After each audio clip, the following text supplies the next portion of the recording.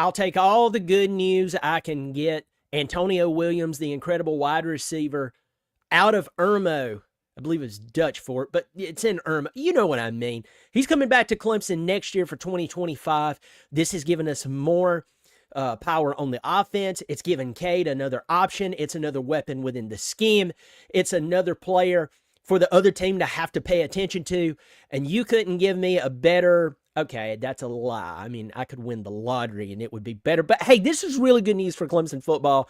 I want to dive into it in just a second. Welcome to the channel. I am Brian. I'm glad you're here. If you like talking Clemson football, college football, and you like supporting independent media, I hope you'll subscribe. Remember, it's free. Just crossed over 7,000 subscribers, and for a small channel, that's good. That's good. I'm very happy about that. Thank you so much to everyone who's already subscribed and support the channel.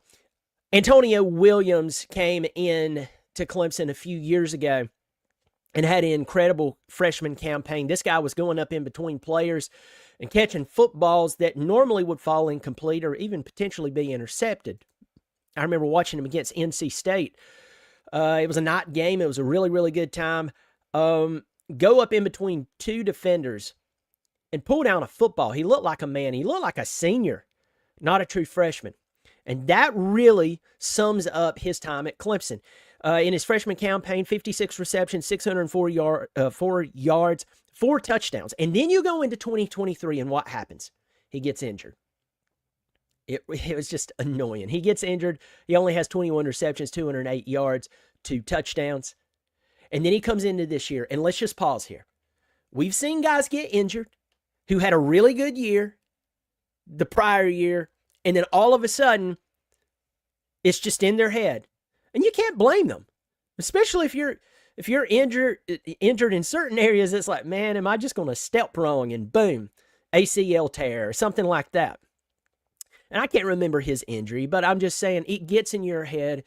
It's just human nature. He came out this year, 75 receptions, 904 yards receiving, 11 touchdowns. The guy even threw the ball. He had 7 carries for 101 yards this year for 1 touchdown. And he even threw the football. He threw the football this year. And let me see. Yeah, he threw a touchdown this year. That's right. He was 2 of 2 this year for 62 yards and 1 touchdown. So, I mean, the guy's even throwing the football. So, Clemson needs as many weapons as they can possibly get. And it gives Clemson a better chance in 2025 to truly return to a competitive football team. I'm talking about going out and playing head-to-head with top 5 talent, with top 5 teams, and instead of losing by 2 touchdowns, you either win the game or you carry it right down to the wire. That's where Clemson's trying to get back to. So, Clemson's supposed to beat Virginia and Wake Forest and all the bad ACC garbage teams. They're supposed to.